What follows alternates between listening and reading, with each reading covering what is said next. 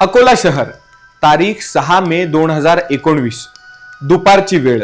शहरातलं सहाय्यक धर्मदा आयुक्त कार्यालय लोकांच्या गर्दीने दरवळलेलं, गजबजलेलं होतं. कुणालाच वाटलं नव्हतं की जिथे संस्थेचा वाद मिटतो तिथेच कायद्याची चिरफाड होणार आहे. एका बाजूला अकोल्याचे प्रसिद्ध व्यावसायिक आणि गवळी समाजाचे नेते किसनराव हुंडीवाले होते, तर दुसऱ्या बाजूला कायद्याचा अभ्यास असलेले सेवानिवृत्त पोलीस निरीक्षक श्रीराम गावंडे.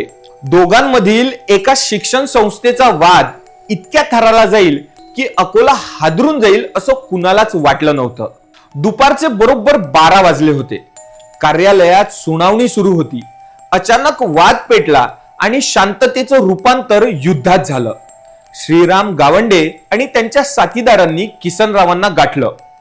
कार्यालयात हाताला लागेल त्याचं शस्त्र म्हणून वापर सुरू झाला. टेबल, खुर्ची, लाकडी काठ्यांनी किसनरावांना बेदम मारहाण झाली. इतकंच नाही तर संताप इतका अनावर होता की कार्यालयातील अग्निविरोधक सिलेंडर उचलून त्यांच्यावर प्रहार करण्यात आले. भर दिवसा शासकीय कार्यालयात लोकांच्या देखत किसनरावांची निर्घृण हत्या करण्यात आली. रक्ताच्या थारोळ्यात पडलेल्या किसनरावांचा तिथेच जागीच मृत्यू झाला.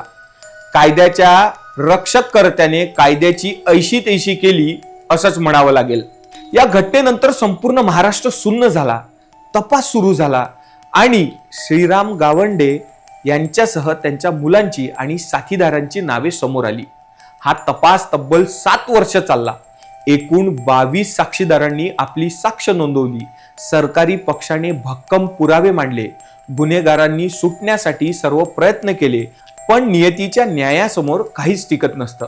7 वर्षांचा वनवास अखेर एका ऐतिहासिक निकालाने संपणार होता.